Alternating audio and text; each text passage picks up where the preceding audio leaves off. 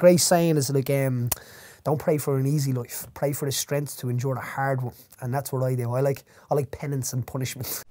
You obviously retired from MMA in 2016, which is 6 years ago now, but you've been training hard for this fight on Saturday against Phil Harris, and are you excited to get back to it? I mean, have you been in the cage or done anything like this in the interim?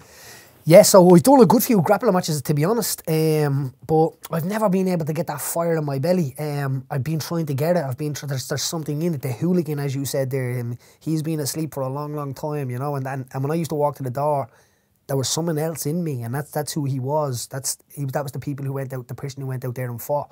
When I got the text message, it kind of straight away I could feel that in my stomach, that nervous, that kind of like, go for it, jump. And that's what I do in life, you know, when everyone else is kind of like trying to make it a little bit more safe or a little bit more comfortable to be able to kind of like live your life or whatever. To me, I'm trying to find these uncomfortable situations, you know. There's a great saying, it's like, don't pray for an easy life. Pray for the strength to endure the hard one. And that's what I do. I like penance and punishment, you know. So, yeah, so when I go out on Saturday, I'll probably be the only councillor, I'd say, since South Dublin to be able to put myself out there, you know, and that's it. And I want people to see me for who I am, and whether they like me or whether they don't like me, what you see is what you get, and I think on both sides you can respect that. You know, you're only in your early 30s, which is still really your physical prime as a man, and as somebody in my mid-20s, I'm really curious about how that feels. Like, how is it different fighting in your 30s compared to when you're 20? Because I've always been under the impression that your 30s is kind of a great zone to be in, where you have still the like energy and agility of a young man, but your strength is more mature. You kind of got like dad strength almost starting to come in. Yes, 100%, Ben. You're on the ball there. I think you understand yourself a lot more when you're 30. If you would talk to 25-year-old Paddy here, I would probably be a little bit more slouched, a little bit more like. And the thing is, it's maturity. It's not by choice. It's not that like, right now I sit like this, or now I talk like this, or now I'm learning. I'm learning as it goes on. I'm a working class kid as well, you know, and my vocabulary wasn't great growing up. But yeah, come in out that road, you know, or that, and that's who I am. That's me. It's that working class culture for 100%. But when you're communicating to the world, people will be like, oh, look at him, he's changed. It's like, no, sometimes when you're trying to communicate across a whole board of people, you have to be able to understand that, you know, like, and let me tell you, I had no media training. This is all YouTube. No, but just the idea of being able to get your point across, you know, and that's what I do with this stuff. I try to get my point across, and I try to show people to just be yourself, you know, and anything is possible, anything. Who was the toughest opponent that you fought in your career, and why? Probably myself, to be honest.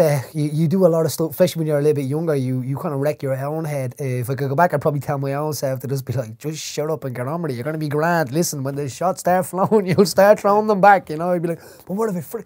All these questions. But now I've had had a few tough opponents. Fought a guy in the basketball arena who was a leg lock guy.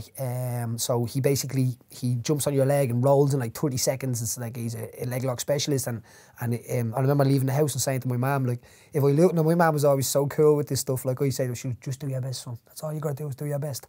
And every time she would say this to me going out the door, just do your best. Never really came to watch any of my fights, and I think one at the start. She's like, I'm never going again. And would it have been like upsetting for her? I don't know. I think it was just a little bit too emotionally charged for her. You know what I mean? In a way, like to me, I'm still a baby. You know what I mean? I still am as a 23-year-old man. So but that's it. Do your best when you go out there. And when I told my mum that day, I said, if I lose today, like I'll probably have a broken leg.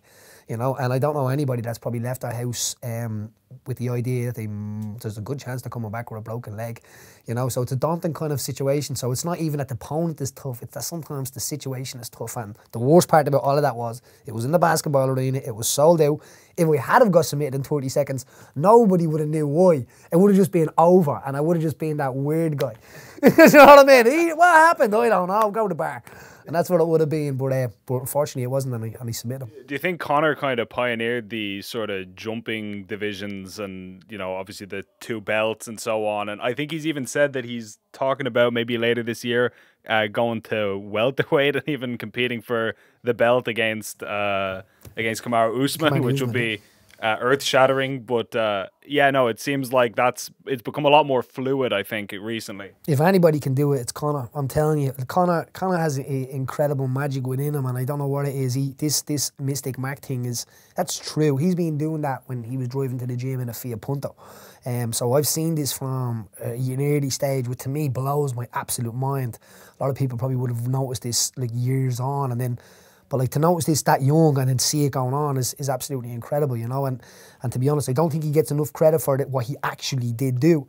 He blew up one of the biggest world organizations. Like you're talking about a blue chip company here, you know what I mean? You're talking like a massive company here, and they talk about him like he's a god, you know, in that way. And he's a youngster from Dublin, you know, and that's what I kind of like appreciate about what Conor did. To me, I would have called him the general when he was running, because that's what he was doing. He was like the general of the team. You know, I was the berserker. I came out first. I opened the show, and then I got a point, and I sat down and watched the rest of them. You know, and that was it. And I was happy to play that role.